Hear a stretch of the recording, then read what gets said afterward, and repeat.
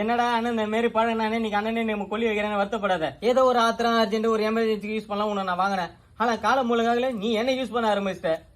உனக்கே தெரியும் மழை எனக்கு எவ்வளவு பிடிக்கும் அப்படின்னு. நீ வந்ததுல இருந்து என்னமோ நெஞ்சொலி வந்த மாதிரி உன்னை நெஞ்சோட பொத்தி எடுத்துன்னு வந்து வீட்டு உள்ள வைக்கிறதாகுது.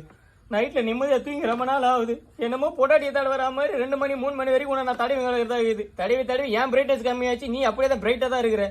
உன்னால என் ஃப்ரெண்டு கிட்ட பேசி 10-15 வருஷம் ஆன மாதிரி இருக்குது. என் குடும்பத்தை மூஞ்சியோட மூஞ்சி பார்த்து 4-5 மாசம் ஆன மாதிரி இருக்குது. இவ்வளோத்துக்கு காரணம் நீ தான். உன்னை நான் உயிரோட விட மாட்டேன். இது கூட பரவாயில்ல, நான் பொத்துப்பேன்.